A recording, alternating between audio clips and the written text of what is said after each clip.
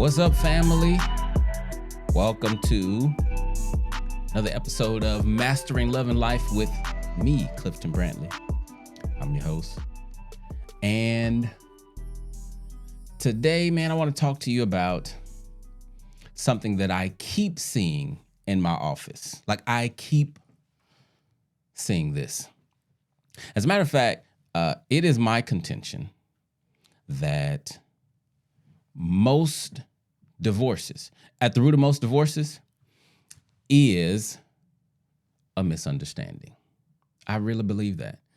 And I don't mean like a misunderstanding that's obvious. I'm talking about a misunderstanding that you guys have been having, or not you guys, but the couple has been having for years, where they don't see each other. So I want to talk about this topic of understanding, because even though I've talked about it a lot, there's still a huge amount of misunderstanding, even with my clients. And so I said, okay, maybe I need to address this again so that I can help people understand better so that you can do your relationships better. Okay. If you don't understand each other, how are you going to grow your love? If when your partner is speaking, if you don't understand what they mean when they say what they say, how do you guys ever get to a place of moving forward? Right? So I'm going to break it down for you, just as I have before. And here's where I'm going to start. Please don't forget. Well, let me start here. Number one, your partner was not created with you in mind. I know when you first met, you thought that they were. You thought God sat down and really created them with you in mind. He didn't. Okay? So your partner was not created in your image. Neither were they raised to know how to be the partner that you need. Like that. They were not raised for you. Okay? So before y'all got together, they had a whole life that you were not around for. All of the life that they were doing, they brought with them to the marriage. They don't all of a sudden stop doing the things that they were doing, good or bad, just because they're with you. So when you get upset about a habit that they have, and now they've had this habit for 3 years and you've been telling them to change it and they won't. Well, really, it's been longer than 3 years. They've had it for 33 years, 43 years, right? And so, and I'm not giving an excuse for not growing, but what I'm saying is, you have to understand that they may be in a place where they're growing through something. Their lack of change don't have a whole lot to do with you. Like it just doesn't, right? And so this whole idea of understanding, I remember it's been about 2 years now. I met one of the most, how can I even describe Rick Marks? So Dr. Rick Marks is a guy that I met a couple of years ago, and he taught me this very, very simple skill, but it is so powerful. He calls it, "Are you saying?" So I just call it, "Are you saying?" And I'm gonna get to that in a second. But when I met Dr. Marks, I was telling you about who he is. So Dr. Marks is like one of the most kindest, gentlest, understanding, spiritual, looking like Barney from the Flintstones man I've ever met. And I don't mean that in a bad way. Like, to me, and if he sees or hears this, then I don't know. I hope that doesn't make him upset. It probably won't, because the brother is so like understanding and he knows my heart. But anyway, he taught me this skill, "Are you saying?" And I'm going to talk about that in a second, because here's the thing. You have to understand your partner. So remember this. You and your partner and everybody else on the planet, all of us have different internal dictionaries by how we define the world. However many billion of people it is on the planet, I think they say by 2024 it's going to be, I think they said it's 7 billion or 8 billion people. Whatever it's going to, all of us every single one have a different internal dictionary by how we define the world. That by itself tells you we're not going to ever be on the same page. Couples come in and say, I hope we can get on the same page. And I tell them, I said, you're not going to get on the same page. If you do get on the same page, y'all not going to ever be in the same paragraph. Why? Because y'all have different dictionaries. No matter what you explain to your partner, no matter how detailed you explain it, you can explain it for 3 days, line by line, or however you want, precept upon precept. Just explain it. They still will never understand it the way you do. Why? Because the thing that they can never have that you have is the emotions tied to the thing that you're explaining. Okay. And right now I'm just making the point that everybody's different. So the thing about us human beings, we're arrogant or self-centered, if you don't like that word, right? We think that everybody thinks like us by default. Like for you to think that other folk don't think like you, you have to consciously think that. But at a subconscious level, you think folk think like you. Now, when you bring that into marriage or your relationship, when you hear your partner talk, you think they are saying what you think they're saying, but they're not. They're saying what they mean, but you're trying to process what they say based on your dictionary. Not gonna work. Okay. So let me give you some examples. So just earlier today, I went into my wife's office. We both work from home now. That's pretty cool. And so I went into her office and I forgot what the exchange was. And then she was, giving me some affection. She's like, "Come here, my big daddy." And I paused. And I said, "Babe, I don't like it when you call me big daddy, because I don't want to be referred to as big. And that's just me. It's an issue for me." But watch this. When she was calling me big daddy, she wasn't talking about big as in circumference. When she says big daddy, she's talking about the one in charge. That ain't what it means to me. That's simple, right? But watch this. What if I had a trigger surrounding being called big daddy? That's not a conversation you have on the first date, second date, year 2, year 8. That's just not something you talk about. But that'll come up when she says big daddy. And if I have a trigger, bam, there I go. I'm upset now. Why? Because she insulted me. But did she really? She had no idea, right? So the point that I'm making is we would not be talking about the same thing, using the same words. Here's another one. A while back, I told my wife, so we were just like casually talking. And I was telling her how I used to be at my grandmother's house all the time. Like, man, I was always at my grandmother's house. And then sometime later we were talking. She said, me too. I was always at my grandmother's house too. So then later on, what were we talking about? We were talking about something later on. And it was something. When I was telling her about a situation when I was in daycare, how I got the daycare workers in trouble. I maybe was like 5, right? I got the daycare workers in trouble because they asked me, my mom, when she picked me up, she asked me, "What y'all eat today?" And I could not remember. I know I had an apple. But I told my mom, I said, all I can remember is the apple. I didn't say all we had was an apple, but all I can remember is the apple. Well, the next day my mom went off on those folk for only feeding me an apple. The only way I know that because I didn't see her go off, but then they talked to me, come to me saying, "Why you told your mama all you had was an apple? You ain't even had no apple." So the lady that came, this wasn't even part of my example. This is kind of misunderstanding, but let me just finish with this part. So the lady who came to me to confront me, the 5-year-old, to say that I lied on them, she said, "As a matter of fact, y'all didn't even have no apple yesterday." Well, when I got the apple, she wasn't there. She had left. I remember that.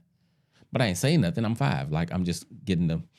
But anyway, back to what I was saying. So I was telling my wife about, this situation.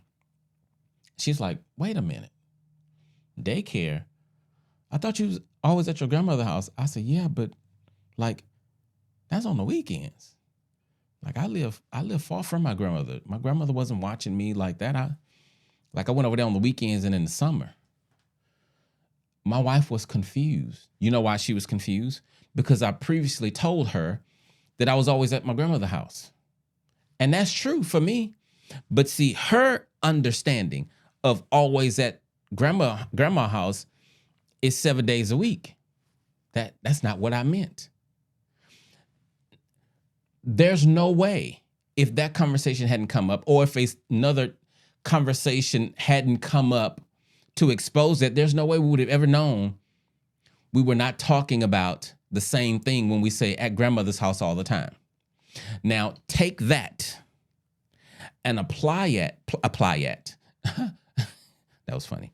Apply that to a problem that you and your partner has been having a long time. And then ask yourself, is it possible that we are misunderstanding each other because we're not talking about the same thing? I remember one time, me and my wife, I don't know what was going on. We weren't in a good place, this particular day. And at some point she said something to the effect of, I'm tired of this. When I heard I'm tired of this, I'm like, what's so bad about our relationship that you tired of it? Like, what do you mean you tired of it? I started to get offended. She wasn't talking about the relationship. That's what I thought she was talking about. And I don't remember what she was talking about at this point. I just remember that's not what she was talking about, right? So when your partner is talking, you got to make sure that you understand what they're saying before you respond to what you respond. So here's what I tell people all the time. You don't know what you think you know, and you don't see what you think you see. Do you realize that most of the things, and I'm going to stand on this, most of the things that upset you, let me put it this way, most of the issues that you have with your partner that God doesn't have, like these are your issues, God don't care nothing about these particular issues that you have. Most of the issues that you have with your partner, you've created in your mind. They're not real issues in life. The only place it's an issue is in your head. And the reason it's an issue in your head because of how you define it. Even when I have people who come in, I have a few couples right now that's dealing with affairs. And for one of the first time, is this the first time? I don't know if it's the first time. I usually have a mixture, but this time, all of these are men. All the men are the cheaters in this go round. So the women, I have to tell the wives, hey, so she'll say, he did this because he don't love me, or he did this so he can't love me. And what I tell them is, so we can't say that he does love you because he did or didn't do this, but neither can we say he don't. But here's the thing. If you are going to determine by this one act, though it is a very bad act, it's terrible, violates your vows, I'm with all of that. But if you're going to take this one act and define his love for you, you're going to suffer, especially if you want to keep the marriage. I'm not saying give the brother a pass. I'm not saying don't be angry. All I'm saying is have more evidence for him not loving you than this, because there's a lot of explanations for this terrible behavior other than him not loving you. Now, this ain't textbook what I'm giving you. I've lived this, so I know. Yes, I've cheated before, not in this marriage. Let me make sure. Before I was afflicted, I went astray, but now, that's a past life. But anyway, where was I at? I threw myself off. So if you determine that this behavior means he don't love you, like if this means he don't love you, how else can you interact with that belief or that thought than in a negative way? It's not going to make you feel loved, and it's not going to make you feel warm and fluffy. Not that you're trying to get there. I'm just making the point that a lot of times we cause our own pain because we don't understand. Well, and that's not necessarily an understanding situation. That's more of a, I just made it up and I'm going with a thought that I don't have proof for, right? But most often with my affair couples and everybody else, things are said and no one checks on the validity of what's being said.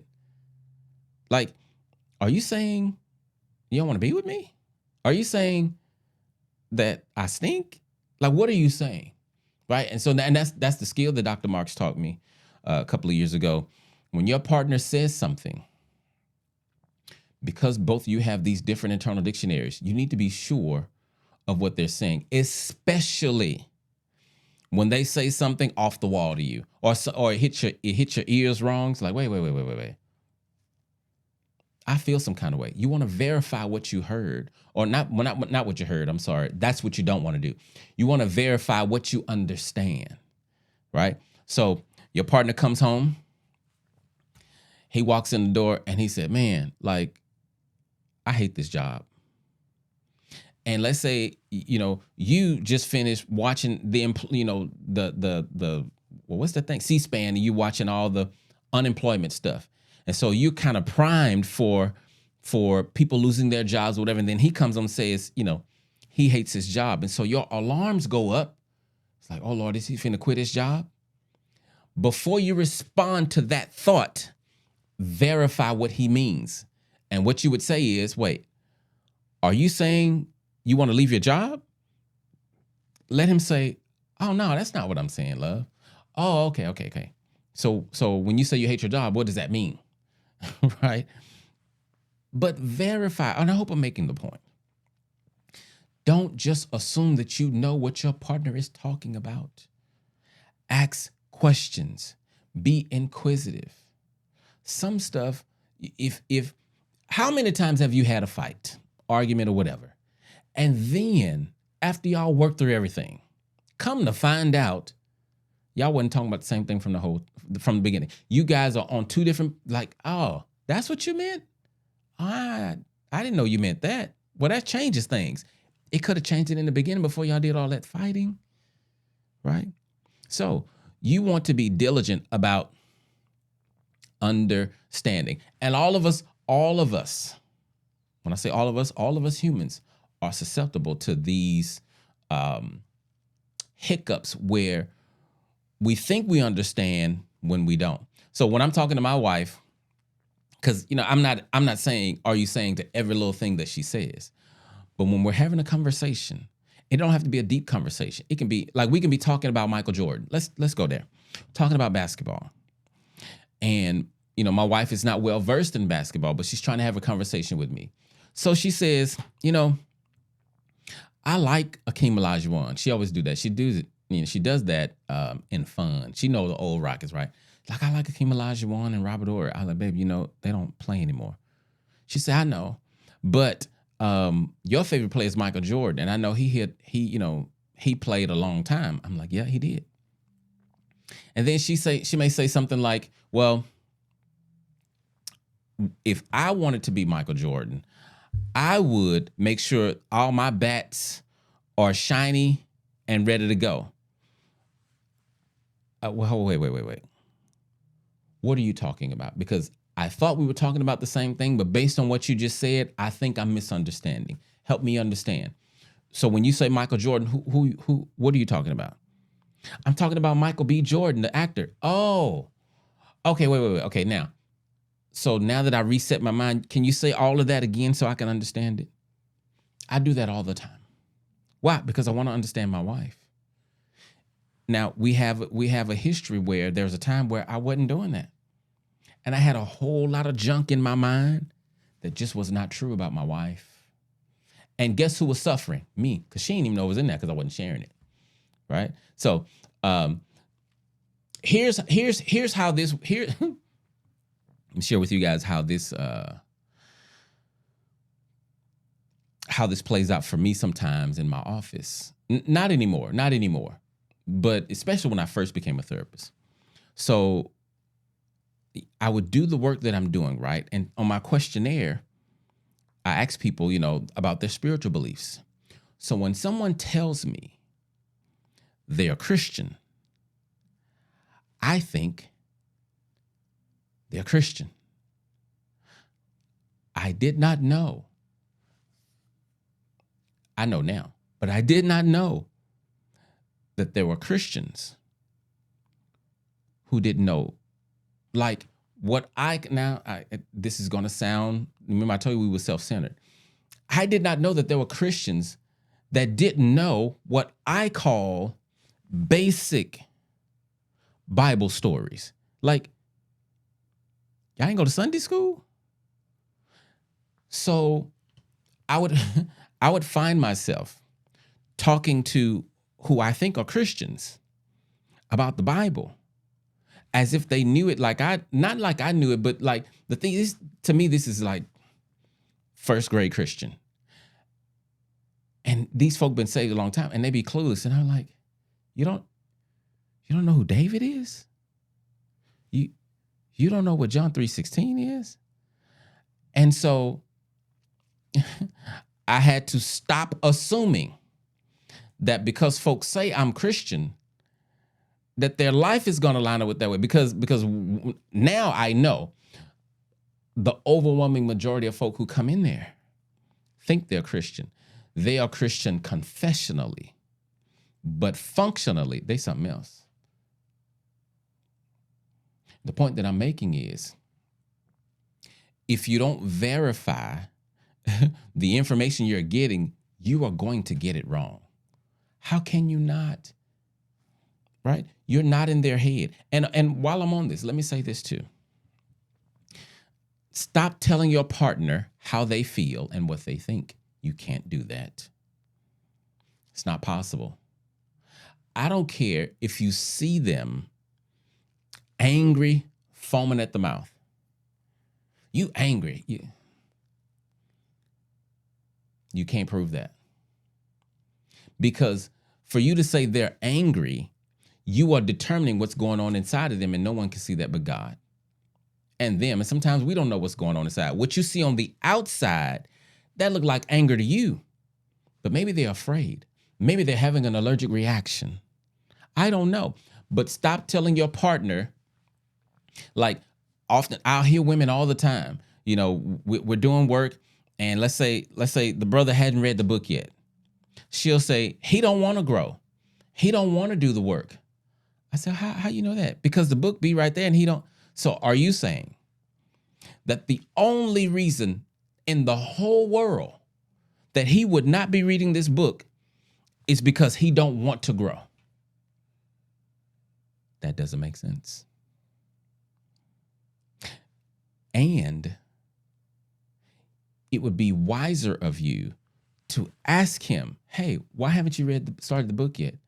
And then let him tell you, well, because actually I have a hard time reading, and I was thinking about buying the Audible, or I just ain't had time, or because I don't want to grow. Let him tell you that. And then when you get the information you need, then you act on that. Okay? But be careful about telling your partner about how they feel, what they want. You don't know that. Okay? Now, before I go, share this with you guys. In 2 days, I am having an open house for the Happily Ever After Marriage Masterclass, right? That is a coaching course that I created where I do live coaching every week on Thursdays from 6 to 8 for couples. And there's a whole lot of other resources in the client portal where, like, I have videos on, I haven't uploaded the one on intimacy, but I have my whole conflict resolution course is in there. We have things on communication. We got things on developing the marriage mindset, right? You can't do marriage effective without a marriage mindset. Tell you what that is, right? Talk about the marriage skill set and what's all included in there. We talked about forgiveness. So anyway, not tomorrow, but Thursday, 2 days from now, we're having an open house because the students, Can I toot my? I can't toot. I'm gonna toot my own horn anyway. Somebody just say, "Hey, you shouldn't have tooted your own horn." Sorry, but it feels good as a teacher for the students to say, "Hey, this is so good. Can we invite some folks? Because I know some other couples who could really use this." That makes me feel good. So anyway, the students said, "Hey, we would really like to invite some people to experience this." And so that's where the idea of the open house came up. So I didn't create it. It wasn't me just trying to get extra money. I love money. Do I need to teach on that? I probably do, because I don't know if I've ever said that out loud, because some of you probably think erroneously that Christians and loving money shouldn't be like, I didn't say I was in love with it. The Bible says the lust of money, the pornea. I ain't on that, right? But I like money. But I ain't doing that for this. I'm not doing this for that solely. Well, the open house is not for that. The open house, the students asked for it. And so we're going to have an open house, let you guys come in and experience how we do things. It is my main method of helping couples. And in the future, when I say the future, I don't mean like in a couple of years. I mean the very, very, very near future. It's going to be my only tool. Well, not my only tool, but my primary tool. And I'm not going to be doing one-on-one coaching. I'm going to price my one-on-one coaching so high that folk not going to want to do that. It's high now, but it's going to get higher. So you either going to do the group coaching or you're not going to work with me. Why? Because group coaching is much more effective. That's another reason we're doing open house, because it's more effective. And so I have to get the message out with this new method of doing couples counseling, right? It's not couples counseling anymore. It's couples coaching. And when it's a group, you think, oh, what about my privacy? What about, like, I don't want folk in my business. Number one, it's marriage. So there's not going to be a marriage. Jay-Z and Beyonce, you and your spouse, there's not going to be a marriage where there ain't some foolishness going on. All of us got stuff going on. Now, if you just that kind of private, I just don't want people, okay, fine. Then you're right. It's not for you. But if you're more interested in growing and developing a successful marriage than you are about folk being in your business, because everybody in there are there for the same reasons. If you went to a marriage conference, like me and my wife just went to, what is it called? EXO. We just went to the EXO conference back in, I want to say February. And it was hundreds of couples in there, right? But I guess you said, well, we're not talking. Okay, fine. If you want to come and check out the master class, there's a link in the description where you can click on it and you can come check it out. And if you like it, you can sign up. I am going to make a special offer. So, I'm not real at all shady about my prices. I don't be hiding stuff, right? The Marriage Master Class, the price is going to go up because from what I'm giving, let me just run down real quick what I'm giving. Well, let me finish this thought because I'll forget it. What I'm giving is the value of what I'm giving is way higher than the cost currently. So the cost is going to go up. I'm not sure when, but let me tell you what you get. So you get a whole year of coaching. That's 52 weeks of marriage coaching from one of the best marriage coaches in the country. That'd be me. A whole year. And on top of that, so that's over 100 hours of coaching by itself, okay? But you also get, every month, you get a one-on-one session. So you got the group session, but then every month you get a one-on-one session, you and your spouse with me, and we talk about your specific issues, right? So you get that one-on-one coaching. You get 12 of those. You get one a month, 12 of those. And there's some other things that I'm adding that I can't talk about yet because even the current students don't have it yet, but it's some more things that I'm adding, right? So if you join, if you come Thursday and you join, I'm going to make you a special offer. Yeah, I'm going to make you a special offer. Hopefully it's an offer you can't refuse. Why? Because I want to serve as many people as possible. I really do. And I believe this is the way that I can serve the people God has put me here to serve while at the same time taking care of my family, right? I don't have to trade my time for money. That makes your assignment not fun, right? Because I only have so much time, which means I can only see so many folk. But with this new platform, I can help so many more people. And when this class fills up, I'm not going to start a new class right away, but I am going to start another class because, like I say, this is primarily going to be the way that I do work. So if you want to check that out, if you want to just come be nosy, come on, right? The more the merrier. My wife said, she said, baby, what if we go in there and it's like 50 people in there? And I say, well, then it's just going to be 50 people. I'm put on my hat and be like, showtime. It's cool. So anyway, hope this was helpful for you. Remember, you don't know what you think you know. You don't see what you think you see. Don't let your eyes fool you, right? You see your partner, what looks like an attitude, but ask them, hey, it seems like you're not good. Is everything okay? Or are you upset about what I said yesterday? Because it seemed like you've been distant. Oh, no, I ain't even thinking about that. Like I was thinking about my lottery tickets. I don't know, but verify, right? Seek understanding. Use the Are You Saying? And come join us in the masterclass.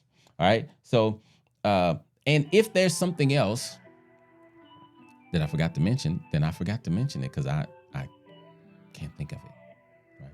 So anyway, thank you guys for joining me for this live recording of this episode of my podcast. And if you're not checking out the podcast, please do so. If you're on YouTube, check it out on Apple and Spotify and Google. I think it's Google. I know I'm on 3 platforms with my podcast, but I can't remember the third one. So, but check me out, and maybe there's something there that can be a blessing to you to help you do love and life better. All right, y'all take it easy, and I will see y'all next time.